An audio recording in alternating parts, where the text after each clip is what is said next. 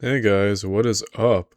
Today we are going to be looking at not the longest siege in history, but the second longest siege in history.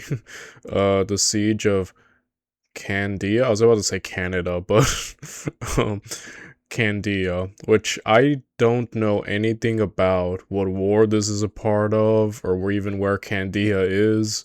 So, Y- I've said this before. While all aspects of war are terrible, I think siege warfare is the worst part of it.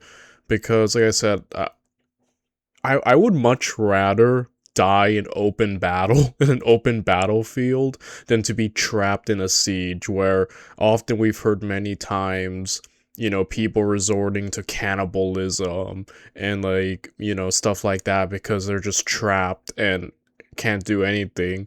And if you're trapped long enough, eventually stuff like cannibalism starts to pop up. And, sometimes when the siege is finally when the invaders finally break in, they usually go overboard, especially with long sieges, and then either kill, rape, enslave everybody. I mean, it gets. I think sieges are the worst part of war, which is again, all parts of war are awful, but I would much rather just no, I don't want to be trapped in a siege. And this one was for apparently oh my gosh, that's insane. That's dude. Imagine being stuck for over a decade in a siege. That's awful. That's literally awful, bro. They must have been really well provisioned, right? Or at the very least been able to get some type of supply in there, because I don't know how a city could hold on for that long. And this is only the second longest siege, by the way. So either way, I don't really know anything about this, so if I really want to, we should probably get started. But first, if you want to watch the original video by SandRhoman History, the link to this video is down in the description down below. It is the first link that you will see, and sorry, and yeah, if you enjoy my content and want to help me out in any way, shape, or form, feel free to like, comment, and subscribe. It would really help my small but humble channel grow, and I would appreciate it very much. Now, with that said, and now without any further ado, let us get to it, shall we? Let us look at the second longest siege in history, the staggering siege of Candia, 1648 to 1669, by SandRhoman History. On the 1st of May 1648, an Ottoman force under the command of Ghazi Hussein Pasha arrived at the town of Candia, now called Heraklion, on the island of Crete. The Ottoman arrival marks the beginning of a war of attrition of epic proportion. It was to last for 21 long years. An entire generation struggled for much of their lifetime in this siege. Later, it was titled Troy's Rival by the famous English poet Lord Byron. It is considered to be the second longest siege in all recorded history. The siege of Candia was characterized by a struggle for supplies at sea, a war. Dang, and this took place in Crete, he said? So yeah, the Trojan War was 10 years. So yeah, this is definitely, if anything, surpasses it by just years, right? Of attrition on land and an unprecedented intensity of mine warfare. The siege was part of the Cretan War, in which Candia was the last major stronghold on the island to remain in the hands of the Venetian Republic. This is how contemporary historiography recounts the staggering siege of Candia.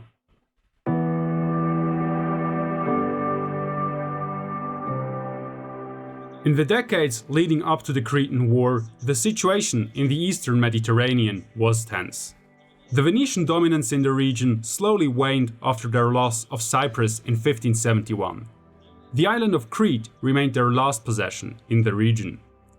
The Venetians were well aware of the weakness of their position in the eastern Mediterranean and carefully avoided provoking the Ottomans. However, in 1644, disaster struck as the Knights of Malta made a fatal mistake. They attacked and captured an Ottoman convoy on its way from Alexandria to Constantinople. Aboard these ships were several pilgrims, amongst them the exiled chief Black Eunuch and the nurse of the future Sultan Mehmed IV. During the attack, Sunbul Aga and many other pilgrims were slain, while 380 of them were abducted and sold into slavery. The ships of the Knights of Malta and their loot docked at a small harbor on the southern coast of Crete, and allegedly this. Okay, so this is I'm assuming this is gonna be the pretext for war, right? Almost like, hey, we just got attacked our people, so this is what's gonna spiral into like the pretext for war or for the siege, right? Disembarked some sailors and slaves. The Ottomans, obviously, were enraged and accused the Venetians of supporting the abductors, which the Venetians denied vehemently. However, the actions of the knights offered a pretext for confrontation, and the Ottomans decided upon war. According to the expert on the relation between Europe and the Ottoman Empire, Kenneth M. Seton, the Ottomans quickly assembled more than 50,000 men.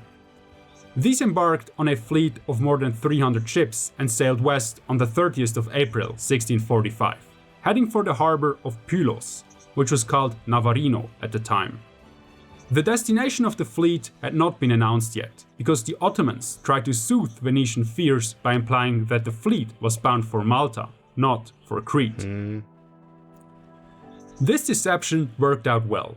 While the Venetians had sensed that something was looming over Crete and had prepared themselves to some degree, they were still taken by surprise when this large Ottoman fleet arrived on the island on the 23rd of June, 1645. Dang, good deception there from the Ottomans, dude. Completely got them off guard.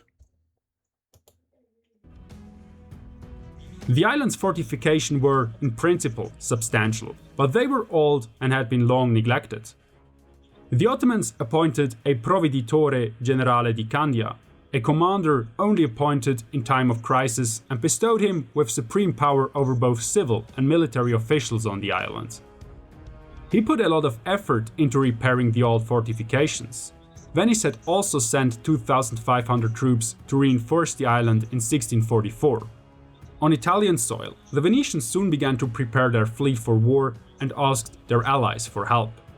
The Pope and the Duke of Tuscany promised their support. The Venetians on Crete were prepared for better or for worse.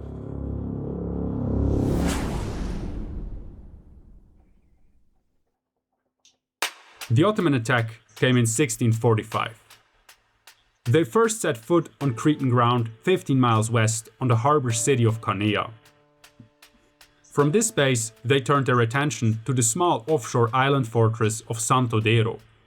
The commander of the fortress soon saw himself and his men overwhelmed. He decided it was better to blow up the fortress and his men than to hand it over to the Ottomans. Whoa, really? Dude, like... So, like, he killed himself and everyone there? Dang, talk about commitment, though. But, like, holy crap.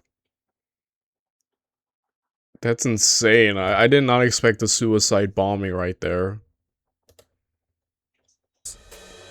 After this first significant success for the Ottomans, their next target was Candia itself. The invaders advanced to the city and laid siege to it from both land and sea. The siege lasted 56 days before Candia finally surrendered.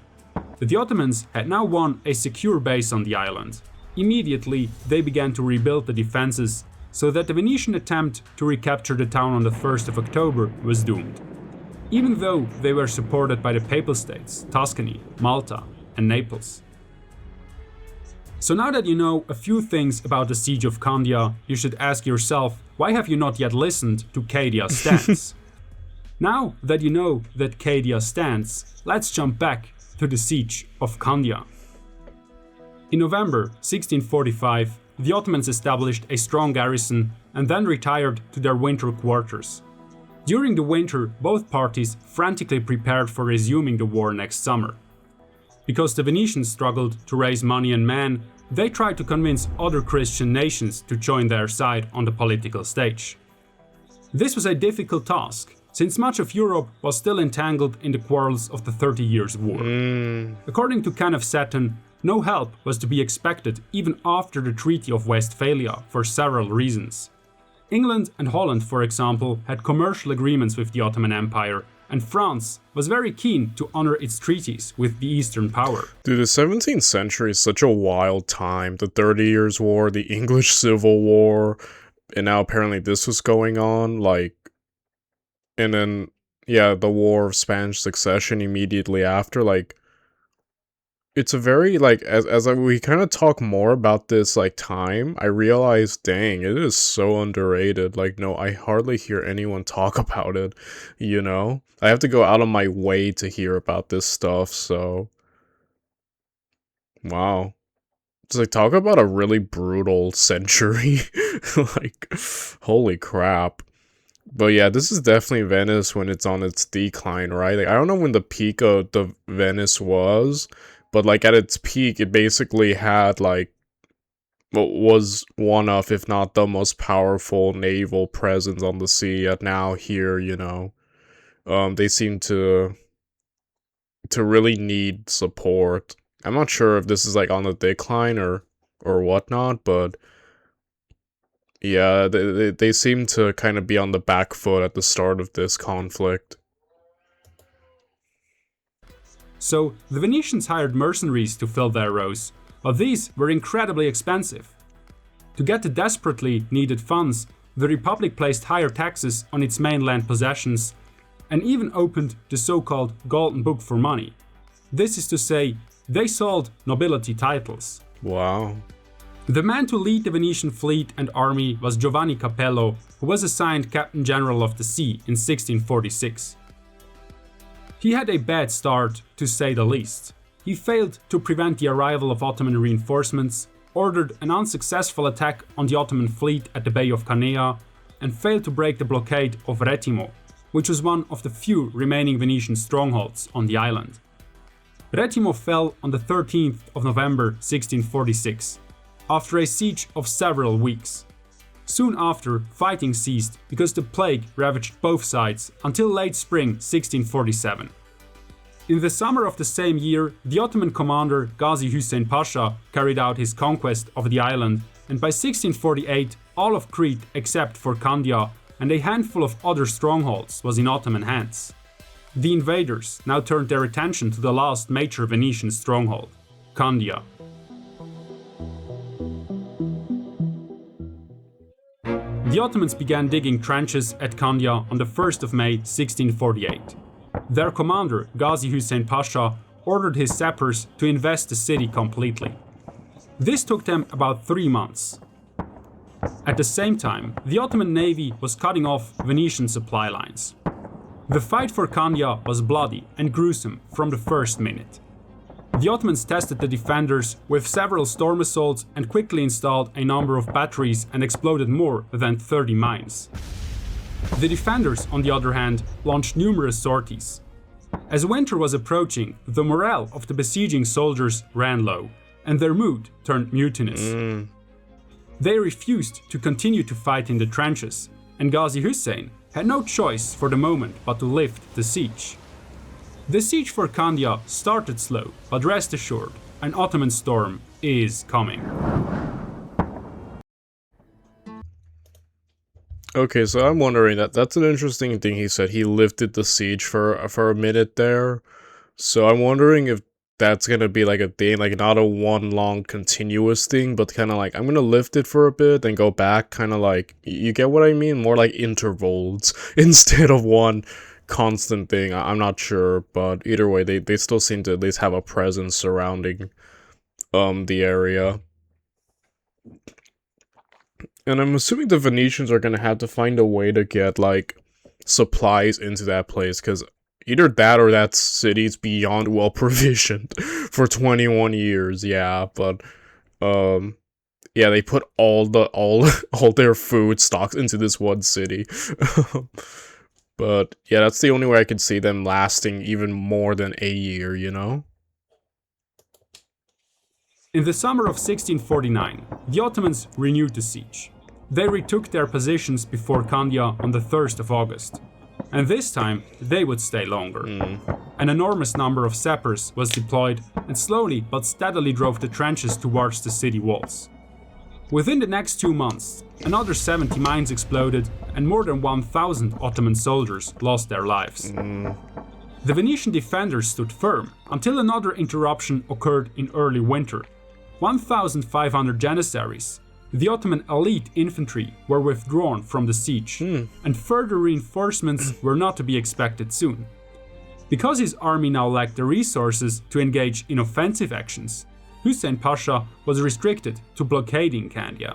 Oh, that makes sense. Okay, so with the loss of the elites there and without any promise of reinforcement, he has no choice but to take the attrition route now instead of the offensive. That makes sense. Yeah, because I'm saying like continual offensive stuff, like I was thinking surely after enough bombarding, right, they have to have some type of breakthrough, but okay, that makes sense. I'm starting to see why this might drag out. Soon after, the Ottomans began to construct 3 strongholds in the area. Throughout the next years, a town grew around one of them. It was named Candia Nova, New Candia. This new town symbolizes the Ottoman intention of staying where they were. Reinforcements arriving in 1650 allowed Hussein Pasha to keep Old Candia confined. According to the historian Norman David Mason, the years leading up to 1667 were, quote, more of a test of perseverance and tenacity rather than a trial of courage and cunning, end quote. Ottoman attacks alternated with Venetian sorties. The Candian defenders focused on reconditioning damaged defenses quickly, and they diverted the Ottomans by attacking several of their strongholds on the island. Neither side won much ground, but both sides were struggling to provide the immense resources such a fight required. It was a war of attrition. In this dire moment, the Venetians came up with a unique plan. Scholars recently discovered documents in the archives of the Venetian state, which hint at an operation organized by the Venetian intelligence service, the so-called Inquisitori di Stato di Venezia. In 1649-1650, Lunardo Foscolo, the Proveditore Generale di Dalmazia ed Albania, proposed to this intelligence service to lift the siege by infecting the Ottoman soldiers with the plague. Oh. Soon after, a certain Dr. Salaman. Dang, is that like... I don't think chemical warfare is the right way to say it, but like I don't know what the term is, but like trying to infect them, like isn't that the same principle as like when people throw dead bodies over city walls, hoping that they get infected, something like that? Which I'm not sure if it's a violation of the Geneva Convention nowadays, but I know this was way before then, so all's fair in love and war. But oh my goodness, that's devious. Let's get the plague in. And I love they just have the plague doctor outfit for this guy. Invented and prepared a liquid made from the spleens and buboes of plague victims. Oh my gosh. The doctor and his dangerous... Okay, maybe chemical warfare is, like, kind of the idea, like, the right idea, right? invention were already on the way to Candia. Although the plan was organized flawlessly and ready to be implemented, it was never carried out. We do not know why, because the sources suddenly fall silent on this topic. What we do know is that Candia remained under firm blockade. Alright, that's interesting. I was kind of curious into seeing if that would even work. But, oh well.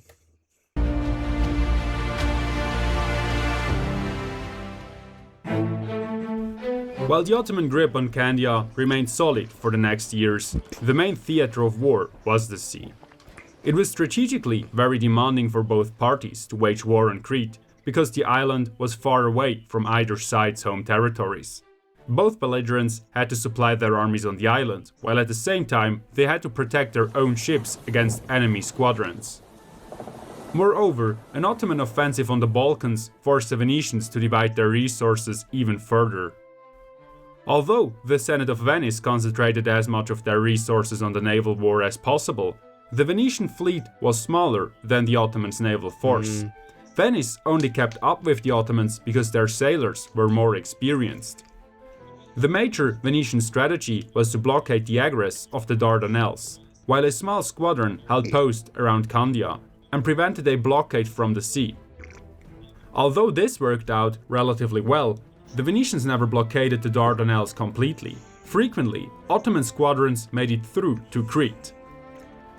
From 1650 to 1665, numerous encounters at sea as well as attacks on harbors and islands took place.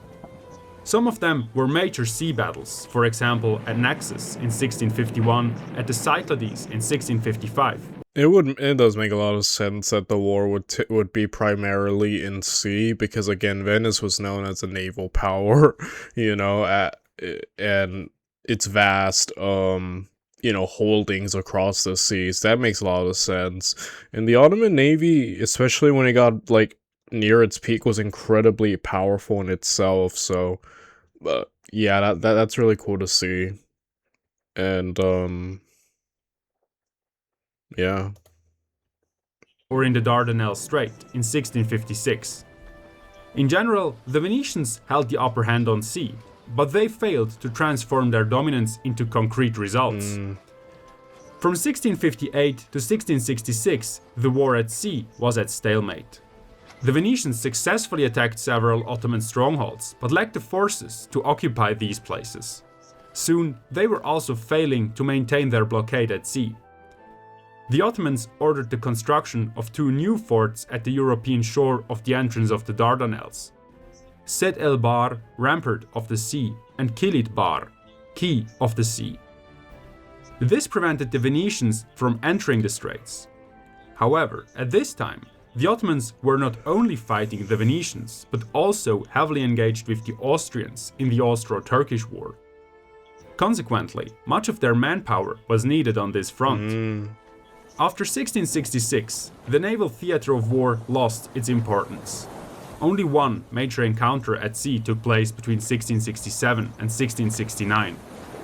The focus of the war increasingly shifted towards the struggle for Candia. Patricia Heaton. Yeah, so it seems like the Venetians have a problem with manpower, and they can't fully capitalize on stuff due to that, which makes sense because they were asking for aid from everyone else and hiring mercenaries and stuff. So, yeah, I guess the manpower stuff is the problem. But I thought for a second there things were weakening with the Ottomans because now they have another war to fight, but apparently no, they're about to strike hard, I'm assuming.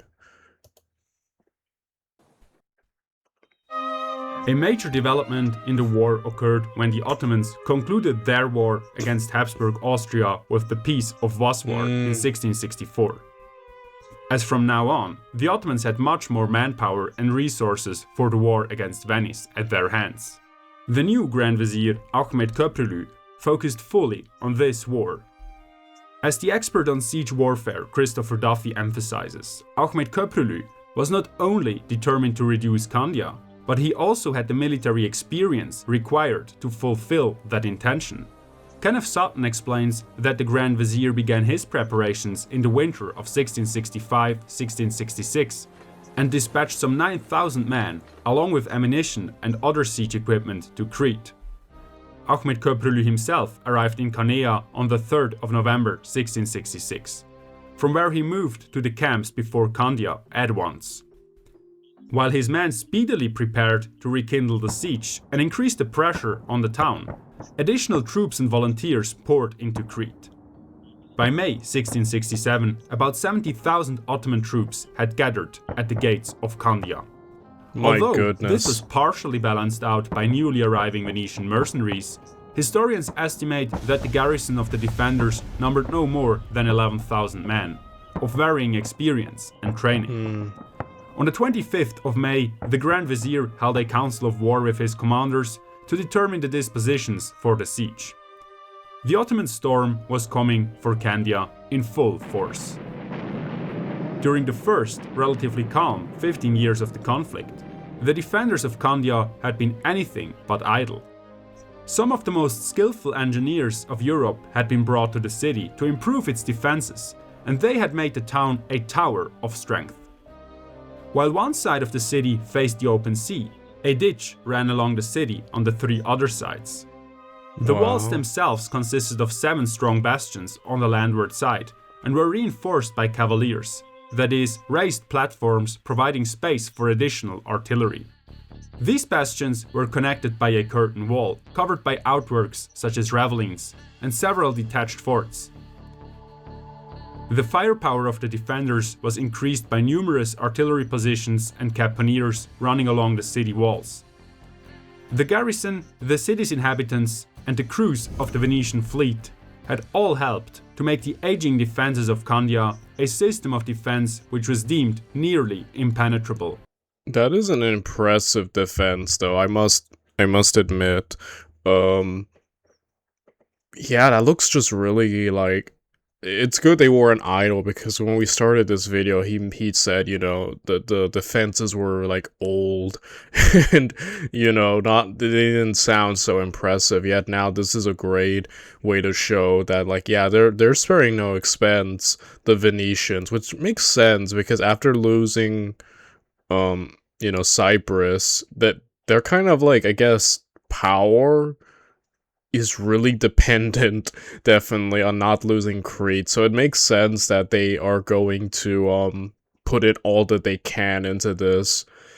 And dude, I don't know how this is gonna end though. Like, I don't know if the Ottomans or the Venetians are going to win this. That's why I'm kind of like really like excited. And the Ottomans are definitely not sparing any expense either with all the manpower that they're bringing. Dang, dude. This is really cool, though. Ahmed Köprülü realized this on first sight. He abandoned any attempt to take the town by a frontal assault. Instead, he was determined to work his way forward in a regular siege. That is, to drive trenches up to the enemy walls. He chose this option because the low and thick walls of bastion forts were designed to resist artillery from afar while covering all angles of attack with their own cannons. On the 28th of May, the preparations were finished and an army of sappers took to work in the trenches. The Grand Vizier selected 3 bastions on the southwestern side of the city as main targets of the attack, namely Panigra, Bethlehem, and Martinengo. Because these points of attack were quite far away from the sea, the Venetian fleet could not provide fire support.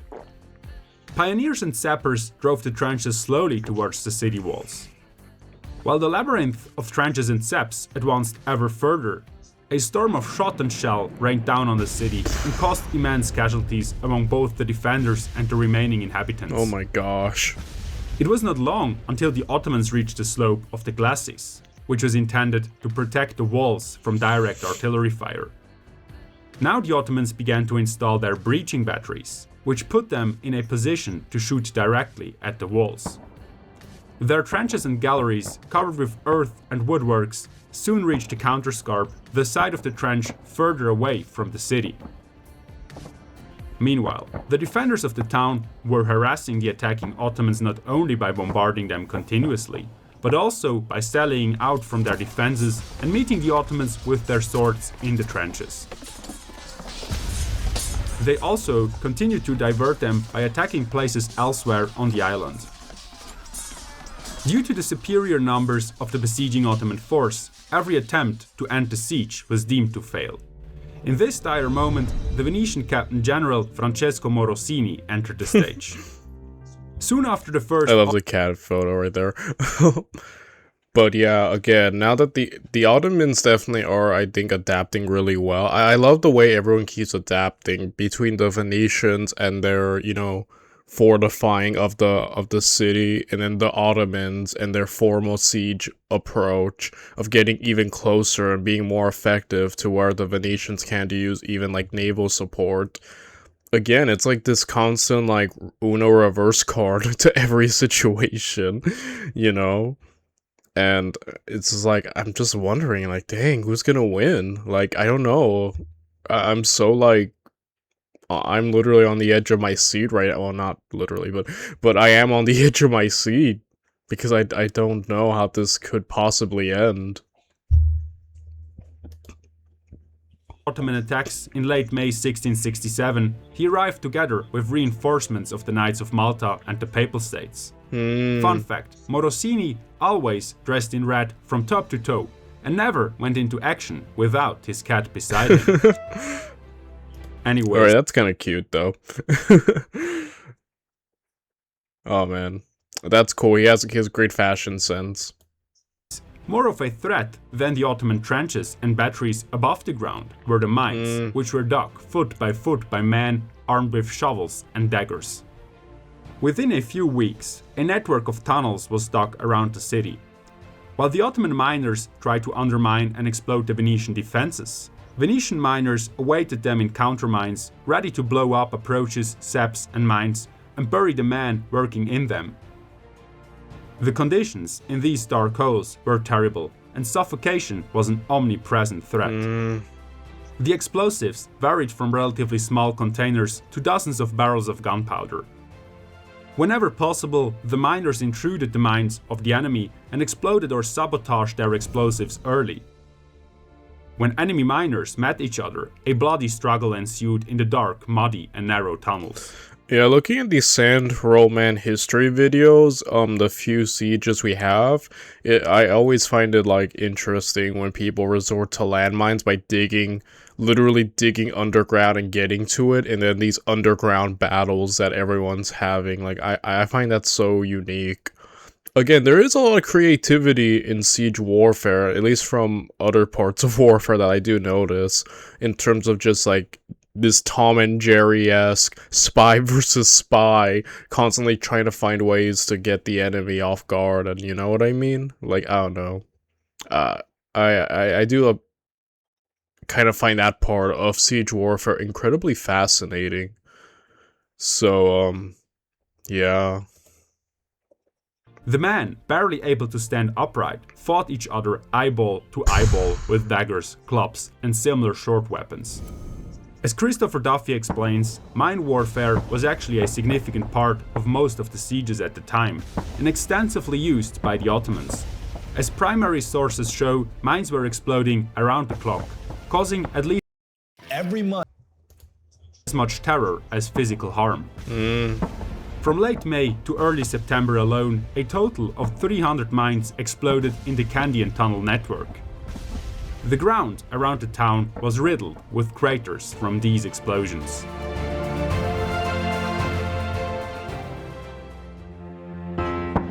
The Ottomans made their fastest progress near the Panigra bastion. By October, they had breached the walls of this defense, and the Grand Vizier ordered a general assault on the weakened point. At first, this was very successful, and after a fierce struggle, Ottoman fighters stormed the bastion and mounted their standards on the walls. Dang. But the Venetians were well prepared and countered the attack by exploding 3 mines under their own bastion. Oh! The Ottoman soldiers... Dang, holy crap. That's like a contingency plan. Wow. were blown up, the walls crumbled, and everything was at a standstill for just a moment.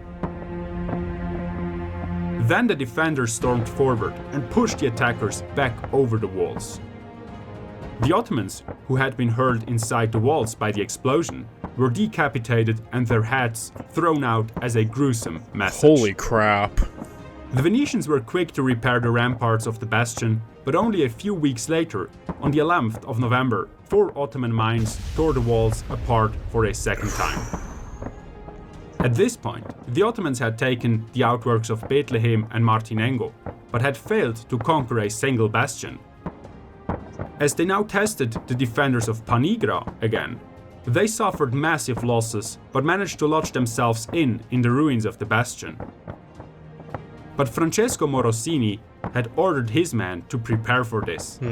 Working diligently, they had erected a new defensive line behind the Panigra bastion. This section of the defenses was completely cut off from the city by hard-wearing walls. In mid-November, you gotta think of everything. You gotta be prepared for literally everything. That was like one of the closest calls I feel so far because of how close the Ottomans got, but then the constant everyone blowing each other up. Wow. the winter rains began.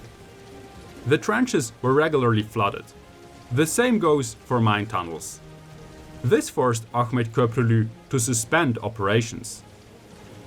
On top of that, the plague ravaged the Turkish lines, so that most of the Ottoman army had to retreat to the safety of Candia Nova. Despite the attackers being reduced to a skeleton army, the Venetians failed to push them back from the positions they had won in the summer. During the winter of 1667-1668, Ahmet Köprülü had his men raise additional batteries along the shore. From these positions, the Ottoman cannons severely hampered the vessels entering the harbor of Candia, but they never succeeded to fully block naval traffic. In addition, the Ottoman... And that's the biggest issue. Like, we've seen several sieges where, you know, a city will have, like, the sea to its back, and, like, the most... I'd say the most imperative action to take for the attacker is to block any naval support, or else you essentially... the siege can almost become futile, or, like... in a sense that you can't starve them out. The war of attrition can continue in their favor because they're the ones being reinforced by food and manpower. So that's probably a bad thing that Ahmed has to. But then again, like he mentioned earlier, like the Ottomans aren't sending reinforcements. And they don't seem to have a strong naval presence, so that's already... there's definitely a bit of an uphill battle that Ahmed now has to deal with, you know? Fortified a small anchorage nearby, which allowed their navy to sail much closer to Candia instead of having to land in Canea. To prevent this, Francesco Morosini ordered his ships to patrol the area. The 20 patrolling Venetian galleys were successful at first and defeated a fleet of Ottoman reinforcements from Rhodes. Soon after, however, they were defeated by a large Ottoman fleet in a sea battle near the islands of Ios. Following this battle, the Ottomans brought reinforcements and supply to the anchorage. The third Ottoman achievement of this winter was a cannon foundry established near Candia Nova. Because of the excessive firing and the exceptional duration of the siege, the guns of the besiegers were worn out and had to be recast. On top of that, new cannons, mortars and artillery of the caliber the Venetians used were produced so that the Ottoman gunners could reuse the balls fired from Candia. Wow, smart. The Venetian defenders had been using the winter break as well. They had repaired the damage of the last year as far as possible, and additionally strengthened the eastern walls near the Sabbionera bastion. There were signs of attrition, such as shortages of food and powder, but all in all, the situation was not too bad for the 5,000 to 6,000 remaining defenders. The Ottomans, on the other hand, were much fewer in 1668 than in the year before. The pressure on the city, however, was still immense, and according to an eyewitness, quote, "Every day there remained dead 50 or 60 Christians." End quote. Among mercenaries, Candia soon gained the reputation of a venture without return, and recruitment became increasingly difficult. However, Pope Clement IX was almost as eager to hold Candia as the Venetians themselves. Not only did he make enormous personal contributions, but he also undertook massive diplomatic efforts to organize help from other European states. He created an aura of crusade around the Cretan War. In 1668, his efforts yielded first results, probably because the 30 Years' War was over and the Spanish-French contest for northern Italy was in a relatively quiet phase. Venice was receiving more help in form of money and troops from other European states than ever before. Okay. Alright, yeah, like I said, things keep shifting. At times, it seems like things are going bad for the Venetians, and then now it's like, okay, things are going good, and um, again, it's constant back and forth struggle. You know, it kind of reminds me of that Family Guy clip. You know, with the Amish, where like Peter shoots a bazooka at their house, blows it up, and then they just rebuild the barn in like a millisecond. That kind of reminds me of this siege. Like any damage done, they just instantly try to repair it. Like I don't know. I find that funny.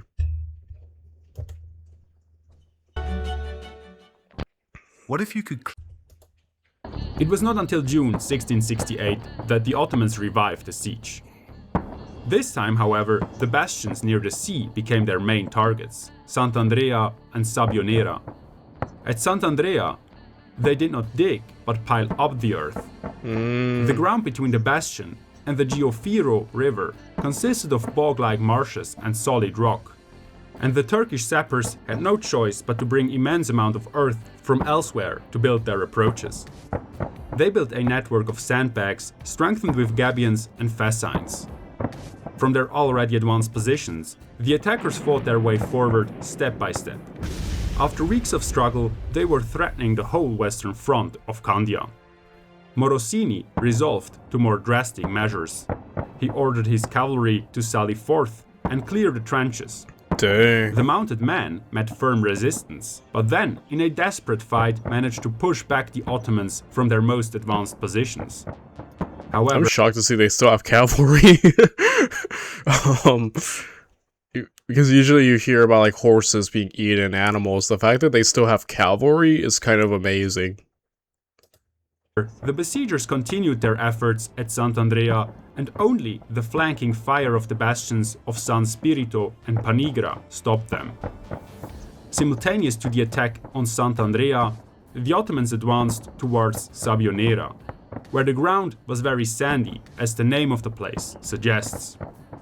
Because of this, the miners of the attackers were much more efficient, and they had reached the walls of the bastion quickly. Shortly after, a mine under the walls opened a breach of 60 paces in the bastion's main wall. Disaster was avoided once more only by a newly constructed inner bulwark. For the Ottoman Grand Vizier, the sorties of the Venetian garrison soon proved to be the least of his problems. Sultan Mehmed IV was getting impatient and complained about the drawn-out siege and the enormous expenses in a letter. He urged Ahmed Köprülü to finish it at once. Much to the dismay of That's not a good thing. Whenever sieges get to that point where it's like the attackers lose patience or can't afford to play the long game anymore, that's where we see bad decisions be made, right? Where they try to desperately now try to finish this, or else they're afraid something will happen to them. And then that kind of leads to desperate action, which could be more, how do you say, negative to the overall siege front. Because again, this is a siege that requires patience. This isn't gonna be a quick, a quick jog around the block. It's a marathon now. So yeah, rushing him I don't think is a good idea. Like you kind of have to be methodical with this, but that's from all the sieges we have seen in the past. When people try to rush it, that's where bad things happen. So that's not a good omen to me now that he's now living on borrowed time in a sense. So yeah. Grand Vizier, the content of the letter of the Sultan leaked out to the troops, who were themselves worn out by the hardships of the protracted siege. Some of the troops mutinied, and soon after, the Ottoman soldiers rallied around the tent of the Grand Vizier and threw stones at him as he stepped out of his tent. Oh, that is awful. Dude, Ahmed has... Things are going bad. How... If the Ottomans win, I'm gonna be amazed. Like... there's so much going against them now. Like I said, the tide keeps turning. One moment I'm like, dang, the Venetians, how are they gonna survive? And now I'm like, dang, the Ottomans, how are they gonna survive? Like, I just don't know what the heck's happening anymore. It keeps shifting. His officers were just about able to push the men back and force them to return to their duty. Worse for the Grand Vizier, winter soon arrived, and the siege operations had to be suspended again. The Grand Vizier felt a lot of pressure now and made sure the trenches were guarded strictly, and the campaign of the next year was prepared carefully. He wrote to the Sultan, assuring him Candia was about to fall. The Ottoman Empire would not succumb to the Westerners after a contest of 20 years. The costs of the war, meanwhile, were absolutely staggering.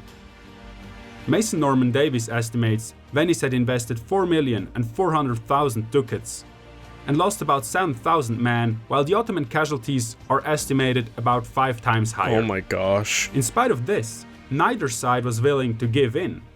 With little prospect of success, the Venetians sent Luigi Molini, an experienced diplomat, to Constantinople to discuss peace conditions.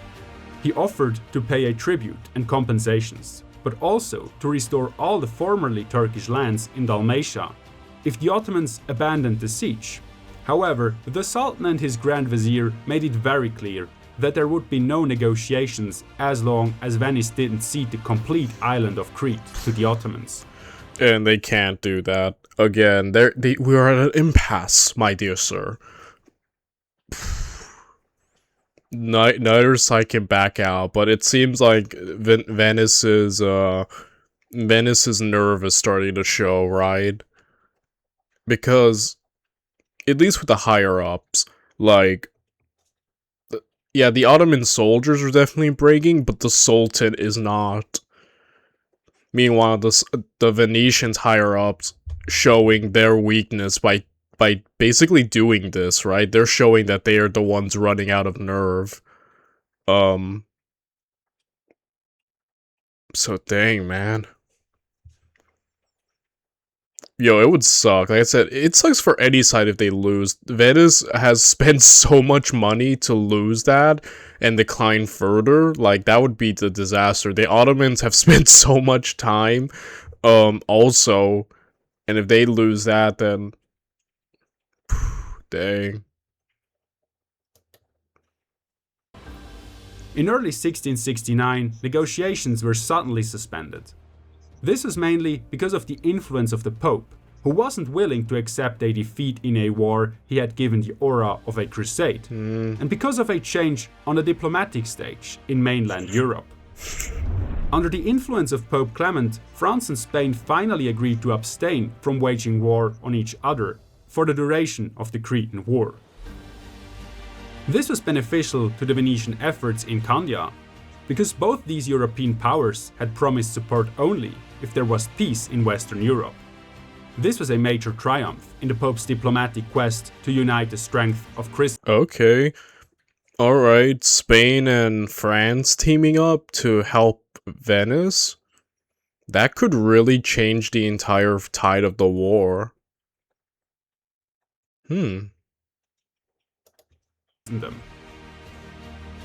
During the winter months, the Ottomans just kept up the blockade of Candia.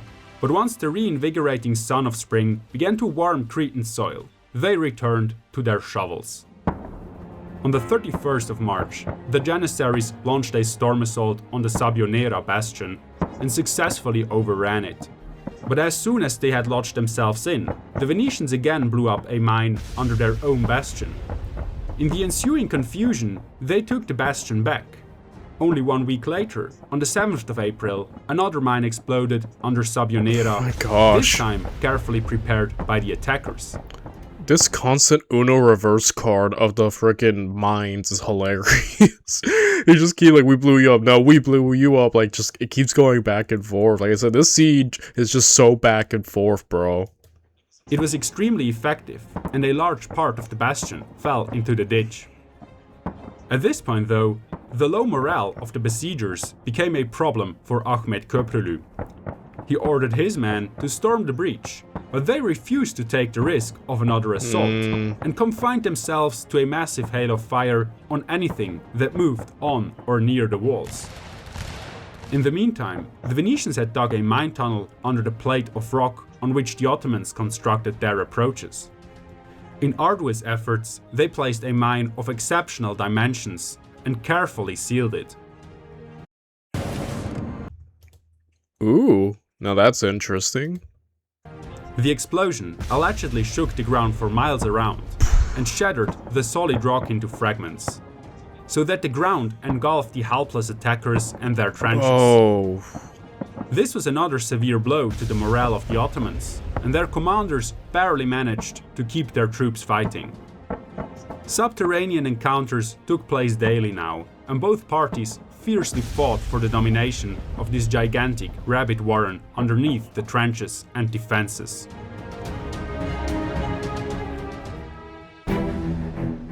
In June 1669, an allied army of Papal, Maltese and French vessels set sail for Candia.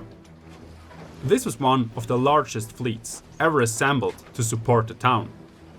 The King of France had armed 6,000 men and sent them to Candia.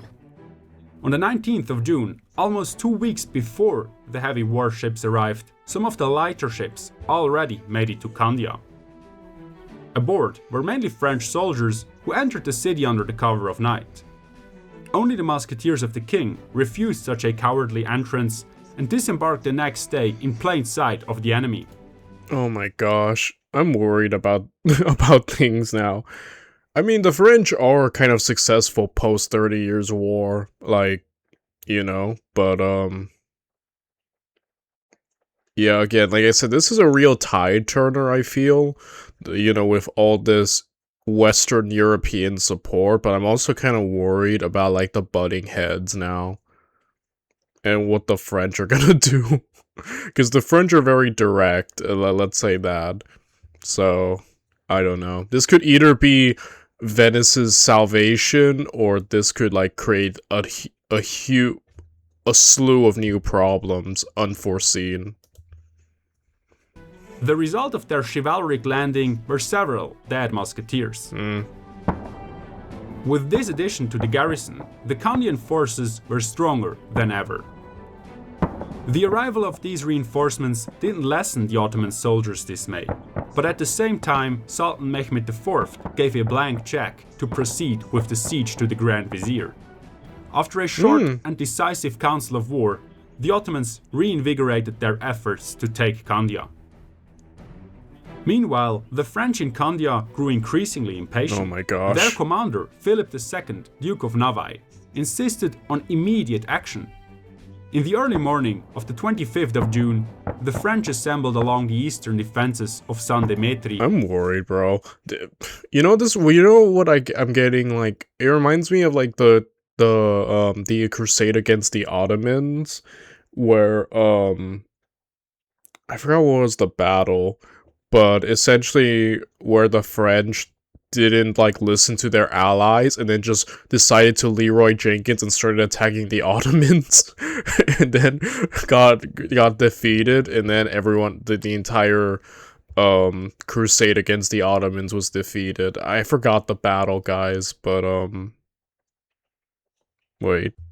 Yeah, so this was the Battle of Nicopolis, where the French just decided to screw everyone else's advice because they didn't want to be like, they wanted to be the first to attack and they didn't want to wait for their allies, and then it ended up getting them and everyone else defeated. I'm like, I don't know why, but like, yeah, the French on their own, very powerful, but again, they're very direct. We saw the 30 Years War with Condé and crap. They just, their strategy was to charge in first, ask questions later. So I'm like worried right now, like what the French are gonna do. Again, this could either be like the greatest like thing for the Venetians or the French, man. They are the ultimate wild card ally. On their own, they're pretty successful, but once they have to like team up with other people, I feel like things start going south. So again, I'm worried. I'm worried what they're gonna do. And stormed forward in a hasty sortie. Oh no. without being adequately familiar with the terrain or the enemy. They successfully carried several batteries and cleared a good deal of the trenches in this area. But then an Ottoman powder magazine caught fire and exploded amidst the forward-pushing French. Ooh. Panic spread quickly among them, so that they turned around and fled back to the town, leaving about 1,200 dead and wounded on the fields and in the hands of the Ottomans. Oh my gosh. The rich booty taken from the bodies of the French noblemen and the head money the Grand Vizier set out made the Ottoman camp a thriving market for precious goods for some time. Thanks for the clothes and the wealth, bro. The Ottomans. God. Yeah, the French seem to lack patience. Holy crap.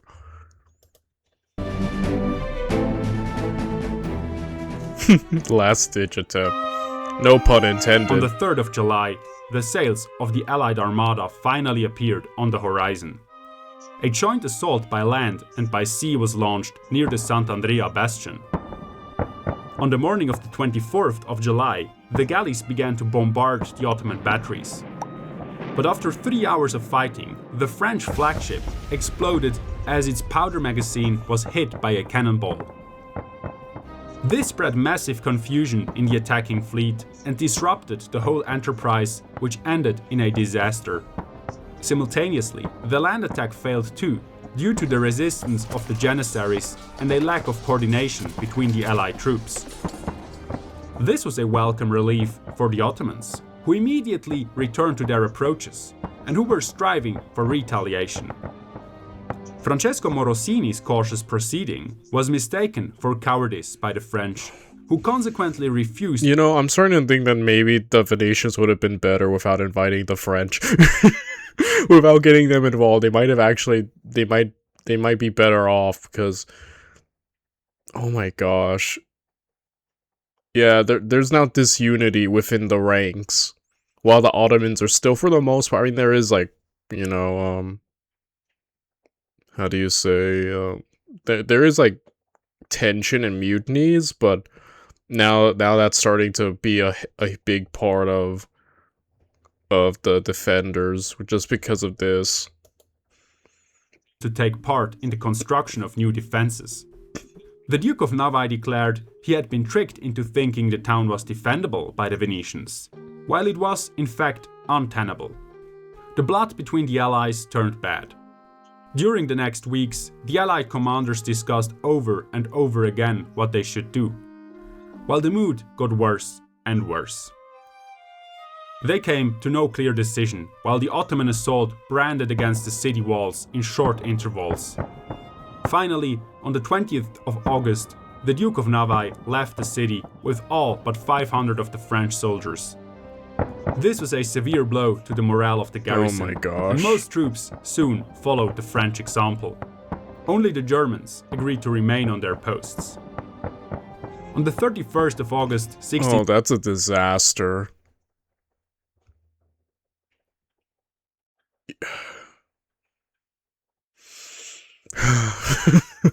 1969, the last of the Allied squadrons set sail and left Candia to its fate. Oh no. Francesco Morosini and his men, by now less than 4,000, remained to defend the town. The Ottomans were pushing hard from all sides. The defenses were badly damaged and the men were burnt out. The situation was hopeless. On the 6th of September, Morosini had no choice but to hoist the white flag. After long The French are some of the worst allies we've ever seen.